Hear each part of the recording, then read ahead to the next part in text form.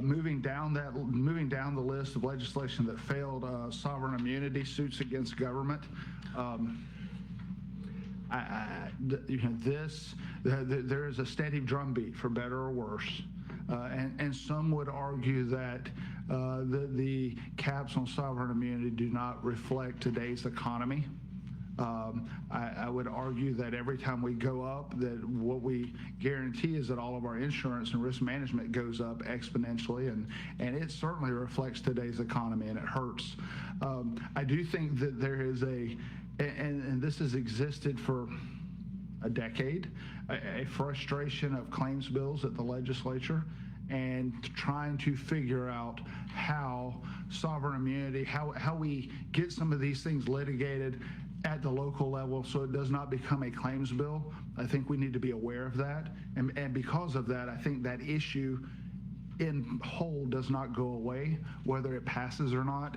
I'm not sure yet, but we need to be prepared that a bill similar to last year or something else dealing with sovereign immunity, with caps, and moreover the process for how you pay those, settle those, which by the way matters a lot. If that becomes now the first part of your county commission meeting every month is dealing with claims, I hope it doesn't. Certainly it shouldn't, but if it does, that then matters. So that whole process matters. And so if that bill is filed, if that comes back, that is a perfect example of where we would be in lockstep with FAC, working and looking at the broader picture for how the function of a county government works and how it would respond to the caps and the process.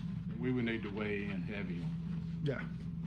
So do these caps only apply to local government, or if someone's suing the state, are they under the same caps? Or? So the state cap is different, I believe, although off the top of my head, I don't remember. I'm gonna look over here. Do you know on what the state cap is for sovereign immunity, Heather? I don't, I think it's in the same statute.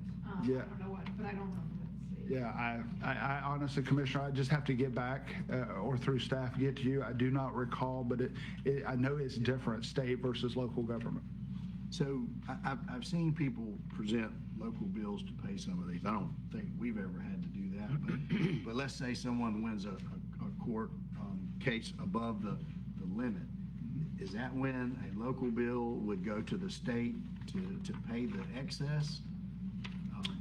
So, I mean, generally speaking, yes, it's a little more cumbersome than that because, I mean, obviously you've had some sort of accident. There's been some level of fault, either alleged or assigned.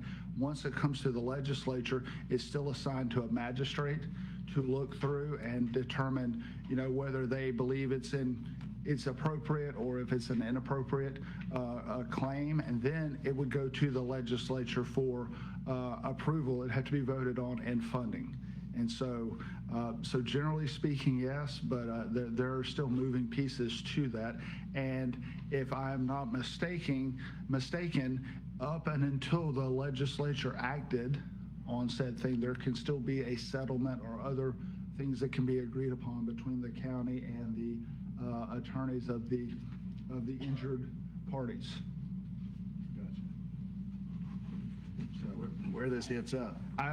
When you get me started talking legal, I kind of look over here to make sure Heather's not going to throw anything at me. I don't see. Because I'm well out of my. I don't see different numbers for the state. Are they the 768.28? It's the state and political subdivisions, Okay. which is counties, and then municipalities are. So they're all the same. Okay.